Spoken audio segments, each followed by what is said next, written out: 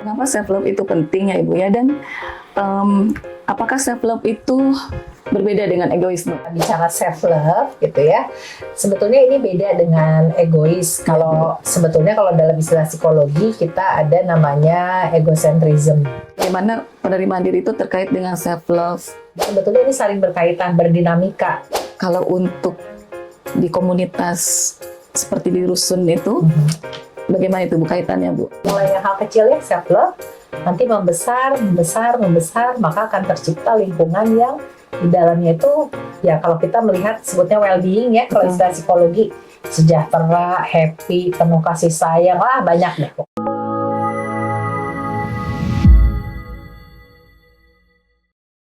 Bismillahirrahmanirrahim. Assalamualaikum warahmatullahi wabarakatuh. Waalaikumsalam warahmatullahi wabarakatuh. Selamat sore Akang dan Teteh, Sobat Aptrans. Kembali lagi dengan kami di PPJ, Podcast P3JB Juara. Alhamdulillah ya, Akang Teteh nih, sore ini, siang menuju sore yang lumayan rada-rada ya. Jadi glowing. Kita bisa kembali lagi nih, mengadakan podcast.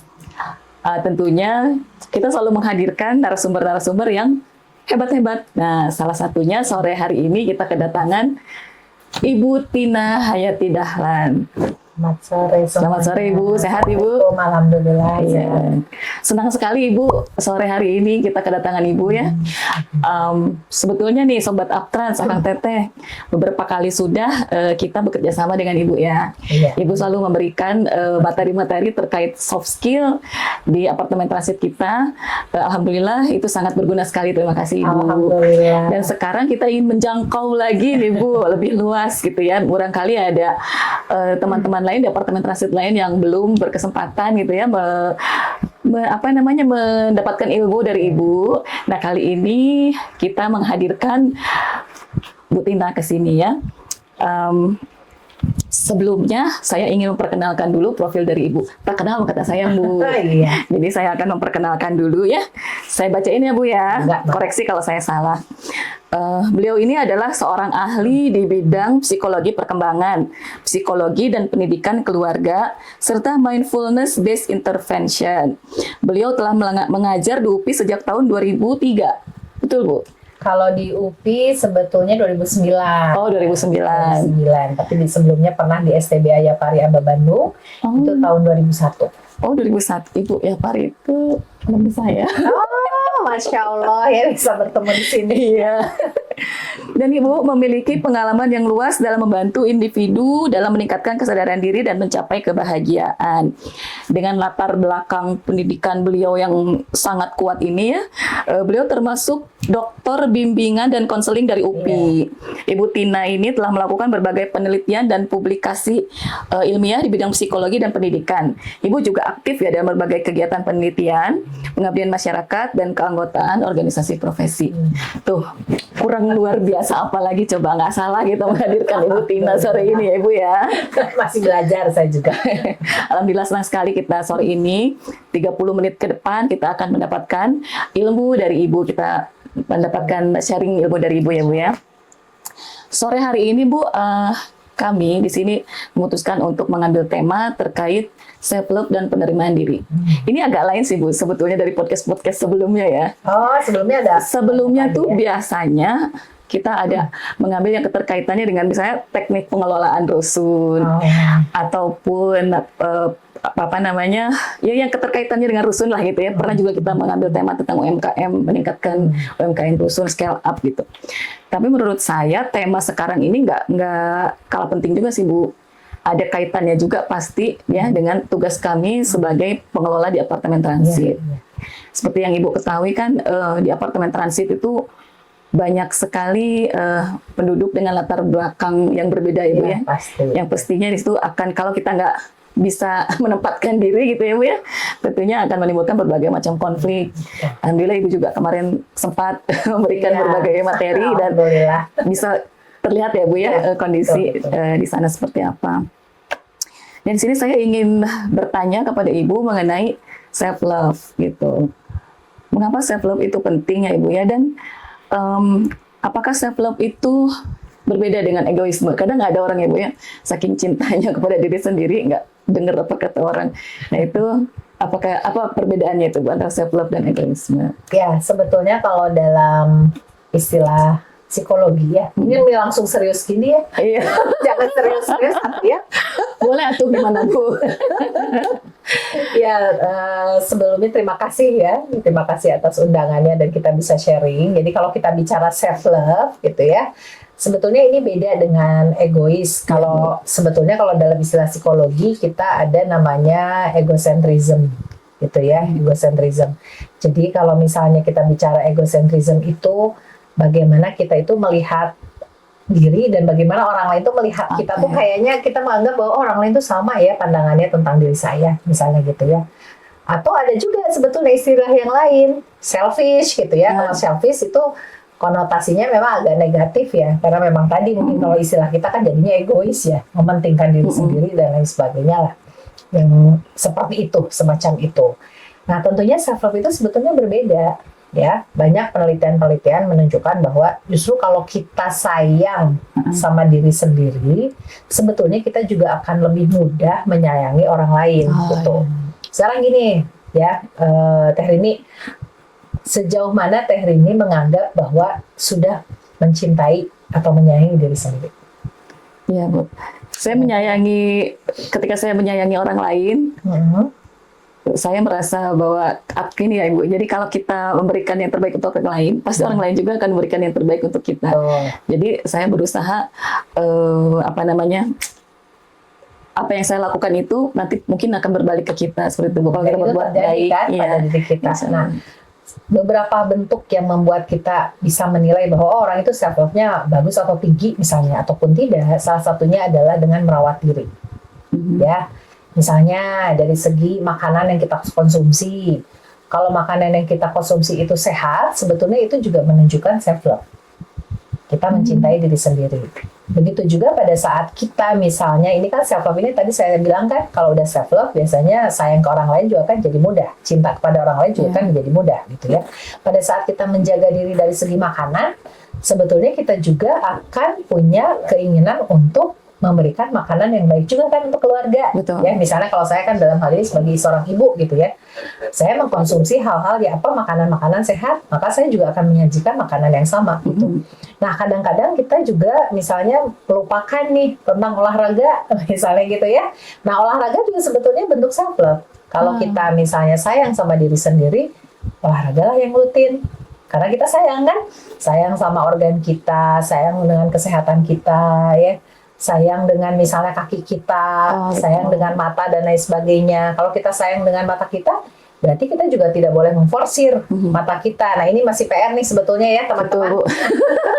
Masih PR karena saya sendiri termasuk orang yang masih memforsir mata sampai tengah malam gitu. Betul. Artinya memang pada saat itu saya self love tapi tidak dibuktikan dengan tindakan. Karena self love itu kan perasaan. Tapi perasaan itu kan sebetulnya harus muncul dalam tindakan kan, ya, dari ini ya. Kalau misalnya kita sayang, berarti kita akan menjaga diri kita, memelihara diri kita, dan kita juga akan mudah untuk mencintai orang lain, memelihara orang lain, menjaga orang lain. Jadi beda kan sama egois. Oh betul. Persis kalau masalah pernah saya dengar dari ibu dulu. Jadi seorang ibu itu jangan jadi tempat sampah gitu ya Bu ya. Betul, makanan. Biasanya gini, makanan sisa buat ibu. Betul. Terus kita misalnya kalau goreng telur tuh, misalnya gosong nih gitu. Terus yang satu enggak, pasti kita pilihnya yang gosong. Karena kan kita kadang-kadang, sayang sama anak gitu. Tapi kadang-kadang itu apakah itu bentuk cinta kita gitu ya dengan memilih yang gosong atau harusnya bagaimana? Karena kalau kita pikir kan gosong itu sebetulnya nggak bagus juga. Gitu. Bagus betul. Cuman ya tadi kembali lagi, masa dibuang sih misalnya gitu ya. Nah caranya adalah kita bisa memperlakukan anak dan diri kita sama atau suami dengan kita sama. Apa contohnya? Misalnya kalau ada 2 telur nih, satu gosong, satu matangnya bagus nih misalnya gitu. Ya bagi 2 aja gitu. Gosongnya kan dibuang tuh, gosongnya buang karena nggak boleh dimakan kan misalnya. Nah bagian yang bagusnya gitu ya dari yang gosong itu kita bagi 2. Nah, telur ceplok yang bagus ya, Ya. itu ya, dari yang awal udah bagus, itu juga dibagi dua, kan adil. Iya, Kita sayang betul. diri kita sayang juga keluarga. Iya betul ya. Kadang nggak kepikir sampai ke situ gitu loh Bu. Jadi Iya. sayang seperti itu gitu ya. Iya, Atau kalau betul. misalnya ada makanan sisa nih ya, walaupun udah kenyang gitu ya, tapi lebar gitu ya Bu ya. Itu Iya. udah mahal, udah Iya. dimakan. Akhirnya kan Iya. jadi bukannya jadi sehat, malah jadi penyakit misalnya gitu ya Bu ya. Betul. Iya benar seperti itu Bu. Jadi memang kita harus pinter-pinter bisa menyayangi diri sendiri ya Bu ya. Jadi Iya. saya pikir tadi self love itu ya apa bedanya kalau gitu dengan egois. Kadang suka ada gini Bu, pernah saya melihat di suatu konten gitu lah ya Bu ya. Ada orang bisa dikatakan dia itu selalu memberikan masukan tentang OTD-nya, misalnya gitu, Telegram lah Ibu ya, OTD-nya itu yang komen itu hampir ratusan ribuan itu memberikan masukan yang kurang baik sebetulnya ke dia. Kak itu nggak cocok, coba ganti gini. Tapi dia selalu setiap hari kontennya gitu-gitu terus. Dia bilang ini adalah saya mencintai diri saya sendiri apa adanya seperti itu. Jadi kalau kayak gitu egois gini Bu atau gimana Iya. itu ya berarti? Iya, makanya kan sebetulnya gini ya, kalau kita bicara self love, orang awam seringkali menyamakan self love ini kan dengan egois. Padahal sebetulnya dalam konsep psikologi itu suatu hal yang berbeda gitu. Karena tadi kalau egois itu kan sebetulnya impact-nya bisa negatif ya, konotasinya juga kan sudah Iya. negatif sebetulnya kalau egois gitu, karena mementingkan diri sendiri. Tapi kalau sudah self love, di dalamnya terkandung tadi perawatan, pemeliharaan, Iya, ya, menjaga diri dan lain sebagainya, sehingga dia akan lebih mudah untuk sayang sama orang lain. Saya banyak nih menemukan ya orang-orang yang sulit sekali mencintai anaknya, pasangannya, misalnya ya, temannya gitu. Saya temukan karena dia sendiri juga sulit untuk menyayangi diri sendiri gitu. Biasanya itu yang saya temukan kalau di Iya, lapangan. iya. Jadi memang self love itu penting dalam kehidupan sehari-hari ya Bu ya. Penting banget. Penting banget gitu ya. Tadi mulai dari bangun sampai mau tidur, kita harus sadari, misalnya gini, hari ini bentuk self love saya apa ya? Misalnya gitu. Kalau saya misalnya, saya misalnya menikmati makanan. Misalnya menikmati makanan. Caranya gimana? Ya nggak buka HP, seperti yang saya sering sampaikan kan, Iya, tidak iya. buka HP. Mengapa? Karena saya sedang sayang sama diri sendiri. Saya mau menikmati makanan saya. Kalau ada HP, misalnya kayak gini kan, makan tuh gini ya, misalnya, ini ada HP, ini makanan gitu. Sebetulnya saya tidak sayang. Kenapa? Karena saya tidak terlalu menikmati. Kenapa? Karena ada stimulus lain kan. Benar. Selain di lidah, ada stimulus yang masuk ke mata selain makanannya kan. Kalau misalnya kita tanpa HP, ini kan kita hanya melihat makanan kan. Sebetulnya lihat makanan, ya mungkin ada yang lain-lainnya, tapi tidak terlalu fokus kan. Nah, kita makan kan, seperti itu. Tapi kalau ada HP, itu kan ada rangsangan. Terganggu itu Ibu ya. Iya, ada rangsangan yang lain gitu. Kitanya kan jadi sibuk, lihat HP, ya Iya, makanan, segala macam. Tahu-tahu habis, tapi keluaran gitu. Keluaran atau nggak terasa kan gitu ya, nggak terasa sebetulnya makanannya itu seperti apa sih ya? Tidak menikmati gitu Iya, ya Bu ya. tidak menikmati. Nah Bu, kalau self reward itu sendiri gimana Bu? Apa sama dengan kita self love diri sendiri, makanya kita mengadakan self reward gitu? Ya, ya sebetulnya gini, self reward itu kan pilihan, ya pilihan. Apakah orang itu memang ya pilihan itu dalam arti apakah mau mengambil self reward itu, atau sebetulnya dalam semua kegiatan yang dia lakukan sebetulnya di dalamnya ada reward. Ya, misalnya kayak saya makan, ya menikmati makanan tanpa ada gangguan lain, misalnya kayak tadi lihat HP dan lain sebagainya. Maka bagi saya makanan itu adalah reward saya. Me time saya juga itu ya ketika saya menikmati makanan. Me time itu kan bukan hanya sekedar misalnya hanya sendiri gitu, tapi dengan saya betul-betul menikmati, kemudian mensyukuri dan lain sebagainya, bagi saya itu adalah sudah reward. Jadi itu sangat disebutnya itu subjektif lah. Jadi sebetulnya self reward itu nggak mesti seperti yang orang-orang bilang beli baju, Iya, tidak beli harus. sepatu baru, beli itu. Bahkan nih bapak-bapak seperti ini ya Bu ya, kalau memberikan waktu mereka untuk menjaga anak-anaknya ketika istrinya sedang melakukan me time itu juga termasuk self reward untuk sang istri ya. Iya, selama kalau saya gini ya, kalau self reward ataupun juga me time juga ya. Jadi ada self reward, ada juga orang-orang misalnya itu me time dan lain sebagainya gitu ya, yang serupa seperti itu sebetulnya sifatnya kan subjektif. Bagaimana kita mempersepsikan ya menilai, memandang hal itu apakah reward atau tidak. Misalnya saya kayak tadi ya makan, atau misalnya yang lain nih, pada saat saya nonton film misalnya horor nih sama anak-anak misalnya gitu ya, bagi saya itu adalah reward. Kenapa? Karena sehari-harinya saya hektik dengan pekerjaan. Hektik misalnya ya, ada nanda tangan lah, belum ada panggilan rapat dan lain sebagainya gitu. Maka ketika saya bersama anak-anak, saya merasa bahwa itu adalah reward bagi saya. Jadi itu sangat subjektif. Makanya saya suka nggak setuju kalau ada orang yang bilang bahwa aduh me time-nya kapan ya, misalnya ya, reward buat sayanya kapan ya, lagi nggak ada duit lah segala macam. Bagi saya nggak begitu konsep dari self reward ataupun juga me time. Apalagi setelah anak-anak dewasa gitu Bu ya, waktu untuk bisa bercengkrama dengan mereka itu, aduh, terhitung sangat berharga gitu ya Bu ya. Betul. Itu reward bagi saya. Betul. Sibuk sekali. Bahkan sempat kalau anak saya lagi duduk di bawah, itu adalah waktu yang berharga. Betul. Melihat anak bersama kita kan itu reward. Kalau bagi saya sih reward itu. Kalau saya reward untuk saya me time-nya juga sama sih Bu. Kadang nonton drakor. Bon Appetit itu. Drakor yang sekarang lagi. Dracin ya. Drakor. Kalau Dracin bayar Bu. Jadi ya Alhamdulillah begitu ya Bu ya, berarti bagaimana kita bisa mencintai diri kita sendiri itu sangat berperan penting dalam kesehatan mental kita juga ya Bu ya, membuat kita waras sebagai ibu gitu ya Bu ya.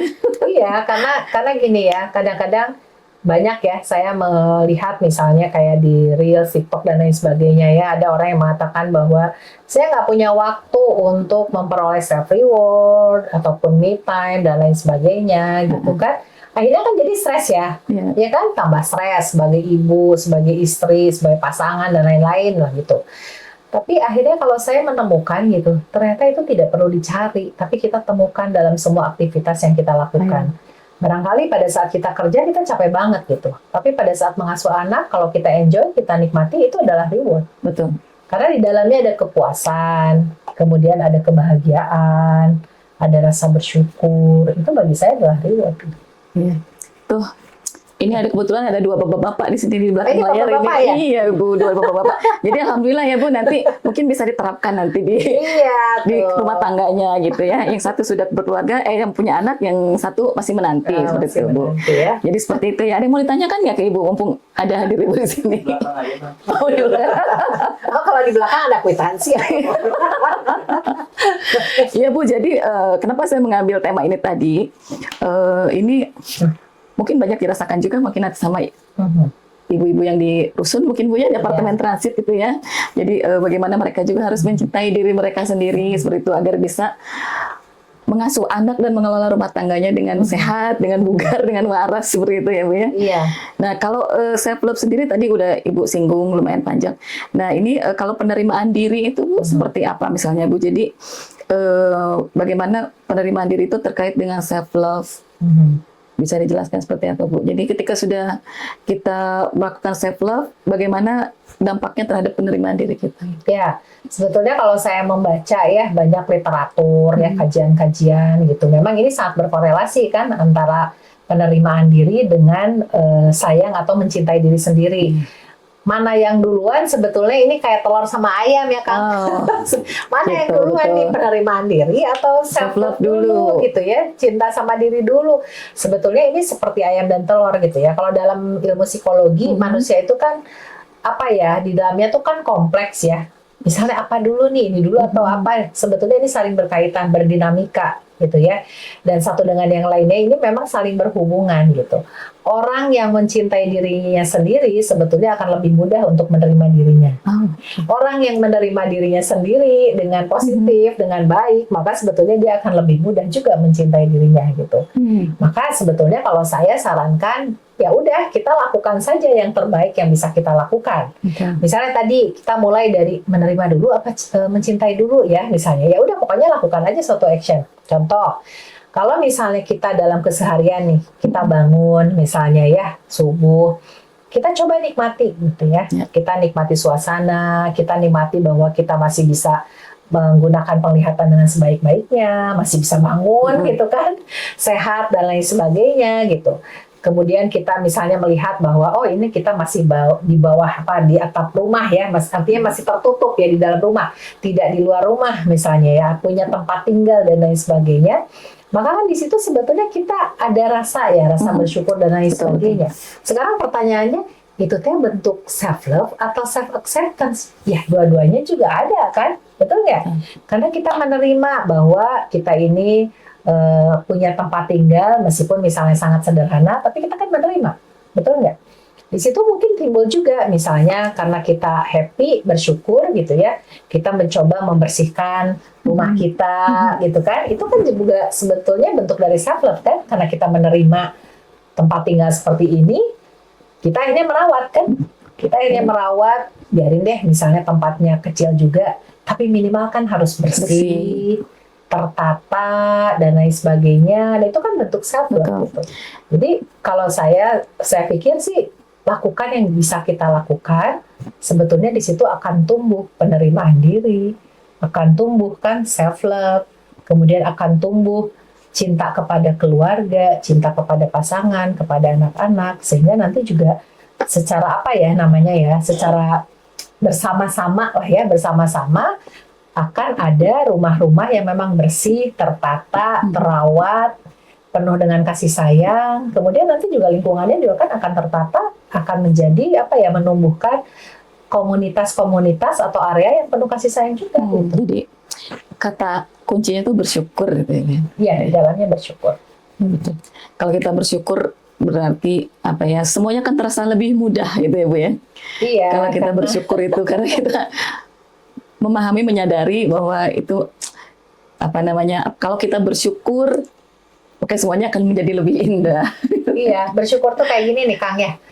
Kita tuh kayak di tempat gelap.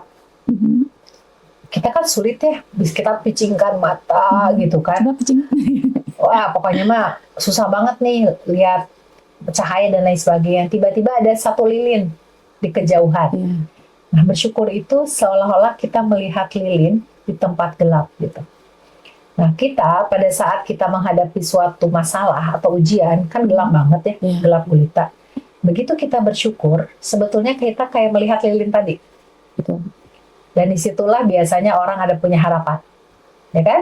Ada harapan-harapan tentang bagaimana mengisi kehidupan, bagaimana menjalani kehidupan, dan lain sebagainya. Gitu. Jadi penting banget bersyukur itu gitu. Betul, bersyukur dan tentunya juga ada peran dari pasangan ya Bu ya. Pasti yang namanya social support ini sudah digembar-gemborkan ya dalam penelitian-penelitian itu pasti banyak sekali memasukkan unsur dukungan sosial gitu. Betul. Mereka harus saling mendukung, penting banget gitu. Nah Ibu, kaitannya ini tadi pengenalan self love sendiri dan penerimaan diri. Kalau untuk di komunitas seperti di rusun itu, bagaimana itu Bu kaitannya Bu? Ya. Tadi sebetulnya saya sudah menjelaskan ya, kalau misalnya kita mencoba mencintai diri, kemudian kita juga akan lebih mudah kan mencintai pasangan, mencintai keluarga gitu tetangga ya. juga pastinya ya, tetangga juga. Dan tadi kita mulai dari selalu menjaga kebersihan rumah. Ya, sok Akang mendingan tinggal di tempat yang berantakan dan kotor atau yang bersih dan tertata? Bersih. Nah, ya kan? Lebih nyaman kan? Nah itu sebetulnya kalau kita lebih nyaman, kita juga kan akan lebih apa ya, lebih bahagia ya lebih sejahtera juga. Sejahtera itu kan bukan hanya dari segi ekonomi atau finansial kan, lebih banyak lagi sebetulnya, lebih luas lagi gitu. Nah dari situ dengan tetangga, dengan komunitas itu penting banget. Jadi dari mulai yang hal kecil ya self love, nanti membesar, maka akan tercipta lingkungan yang di dalamnya itu ya kalau kita melihat sebutnya well-being ya, kalau istilah psikologi. Sejahtera, happy, penuh kasih sayang, banyak deh pokoknya. Iya, jadi nanti di rusun itu akan tercipta suasana yang kondusif ya Bu ya. Betul. Jauh dari konflik, jauh dari huru hara gitu kan Ibu ya. Iya, well-being, kalau kita nyebutnya kan well-being. Well-being ya. Malum kan kalau di rusun itu kan berdekatan sekali dengan tetangga Ibu ya. Ketika kita tidak bisa menjaga kondusif dari apa namanya dengan tetangga kita, nggak nyaman pasti ya Ibu ya. Iya. Makanya itu kenapa sangat penting sekali. Nggak hanya di rusun, di mana-mana itu ya Bu ya. Iya, betul. Kalau kita berkomunitas, bertetangga itu sangat penting. Itu juga bisa meningkatkan produktivitas ya Bu ya. Ya, sebetulnya tadi sih kalau kalau kita bahas ya banyak sekali unsur-unsur yang berkaitan dengan self love, penerimaan diri. Yang ujungnya tadi yang saya sampaikan, well-being. Kalau well-being itu dalam istilah bahasa Indonesia itu kesejahteraan. Nah, betul. Kesejahteraan gitu ya. Nah, itu hal-hal yang semuanya itu ujungnya itu ke sana. Bersyukur juga ujungnya itu kita well-being, kesejahteraan. Kesejahteraan itu ya tadi bahagia ya. Iya. Kan di Istilah-simbolnya. di rusun di kita kan banyak komunitas nih Bu, Betul. UMKM dan segala macam banyak komunitasnya. Nah, ketika mereka akur satu sama lain, kan berarti komunitasnya akan berjalan dengan baik gitu kan. Betul. Jadi mereka produktif gitu kalau bisa mengerjakan sesuatu bersama-sama produktif. Alhamdulillah kemarin juga saya melihat komunitas apa itu kemarin yang panen itu kangkung hidroponik ya, Hidroponik. sarang daun. Itu ibu-ibu muda semua Bu. Saya lihat mereka pada kompak seperti itu ya. Mereka bilang, Bu, walaupun kami belum dikasih mereka ini baru ya Bu ya. Jadi sebetulnya sudah ada komunitas dulu, tapi karena di kita itu kan ada pembatasan masa hunian 6 tahun. Ya. Jadi mereka yang udah istilahnya pakar gitu ya Bu ya, udah dilatih, udah pakar gitu, terpaksa harus keluar dari rusun karena masa hunian mereka sudah habis. Nah akhirnya kita kan nggak mau komunitas itu kosong. Jadi kita bangun kembali dengan orang-orang yang baru. Mungkin belum sempat diajarkan, tapi mereka sangat semangat gitu Bu. Saya melihat kesungguhan di mereka itu. Jadi kita belajar Bu dari YouTube, jadi apa gitu kan. Tapi alhamdulillah ini berhasil panen ya. Berapa ton kemarin? Alhamdulillah jadi income generating mereka ya. Betul. Jadi kemarin itu mereka panen kangkung, selada ya.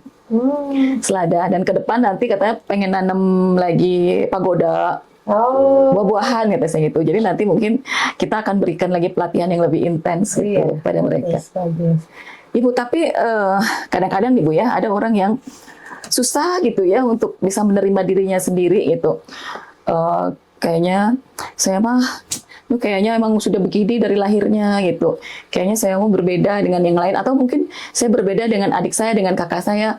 Apakah saya ini anak kandung atau enggak? Misalnya seperti itu ya. Kok berbeda misalnya kakak saya, adik saya pinter-pinter, kok saya enggak gitu. Jadi akhirnya membuat dia itu bukannya untuk yang kata Ibu tadi bersyukur, tapi malah semakin down gitu Bu. Itu ada tapi ya Bu yang seperti itu kan ya Bu ya? Ya ada ya, tiap orang kan berbeda-beda ya, ketahanannya, daya juang, resiliensinya kan, tiap orang berbeda-beda gitu ya. Karena memang di manusia di dunia ini kan manusia kan beragam. Ya, bahkan adik kakak aja kan berbeda tadi ya. Misalnya ada yang memang orang ini kayaknya happy terus, ada orang yang bersyukur, tapi ada yang kayaknya berduka aja ya, udah kayak seolah-olah kayak bawaan orok gitu ya dia. Atau mungkin dari tuh mukanya juga mendukung. Ya, seolah-olah kan udah bawaan orok, gak bisa diapa-apain lagi gitu ya.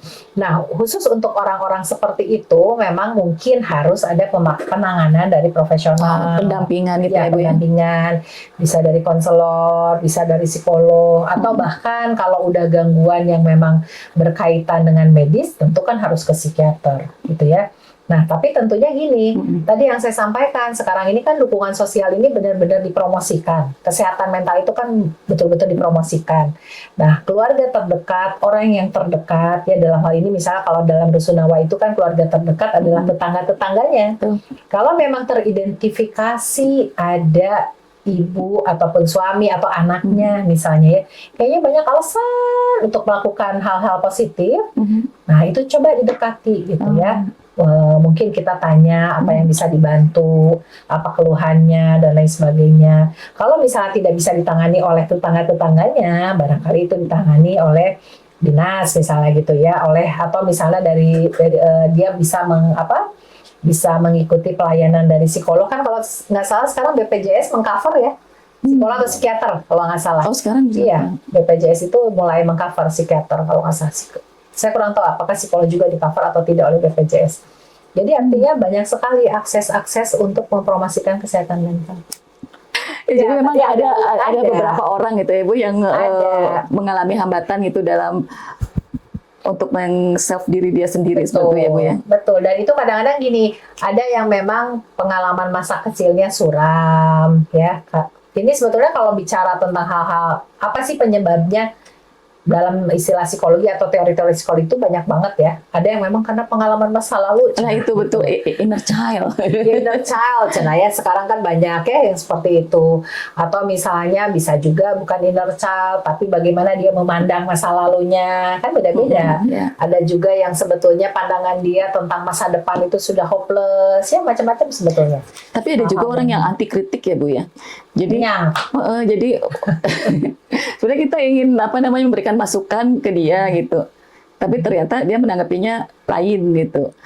Kayaknya Oma nggak suka aja sama saya ini mah kayak gitu. Padahal kan enggak. Sebenarnya kita sayang sama dia gitu. Ya ada orang-orang seperti itu ya yang memang tidak mau menerima masukan dari orang lain karena mungkin merasa benar ya, merasa bahwa pendapatnya ini sudah difikirkan matang-matang sehingga tidak perlu lagi misalnya masukan-masukan dari orang lain. Ibu tadi saya penasaran ya di depan di sini, Ibu ada kata-kata mindfulness based intervention. Nah, boleh dijelasin nggak Bu itu tuh apa ya sebenarnya? Nah, kalau dalam istilah bahasa Indonesia ya sekarang ini banyak memang orang-orang juga yang menggunakan ini ya. Ada yang menyebutnya hadir utuh, ada yang menyebutnya sadar utuh.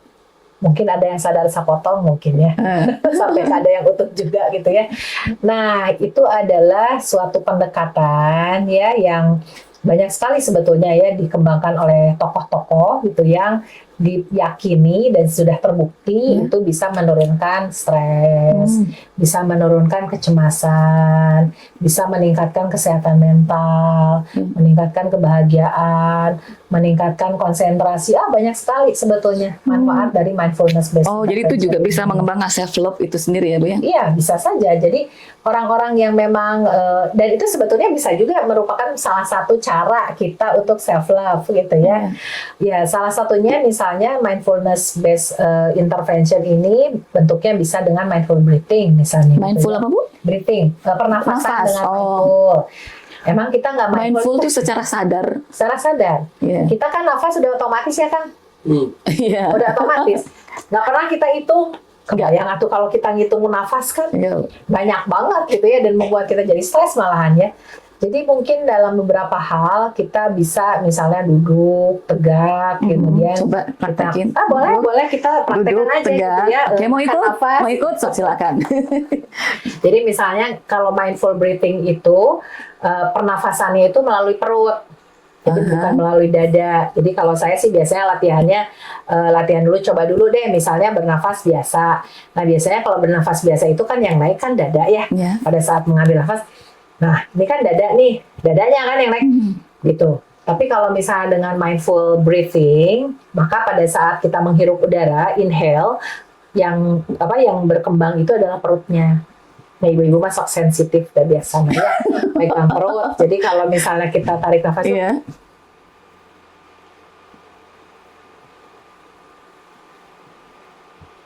jadi perut. Pada saat menarik nafas, mengambil udara, menghirup udara, maka kembangkanlah perutnya, yang berkembang perutnya. Pelan-pelan aja. Kemudian keluarkan lagi dari hidung aja.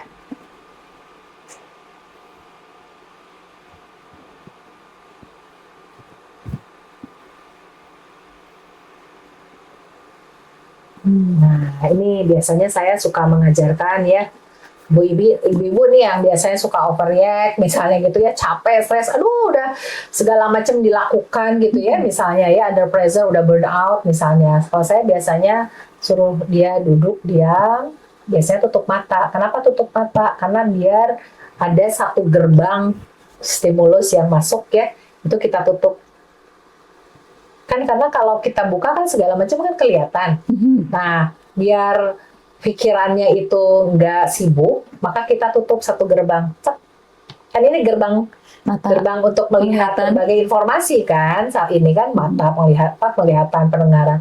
Jadi saya biasanya meminta untuk menutup mata, kemudian duduk tegaknya tapi rileks, kemudian lakukan mindful breathing seperti itu, dan biasanya itu pelan-pelan aja ya, tarik nafasnya biasanya tuh cepet tenangnya. Tenang. Kalau dia sampai tidur, Bu, Ada kan? Ada kan?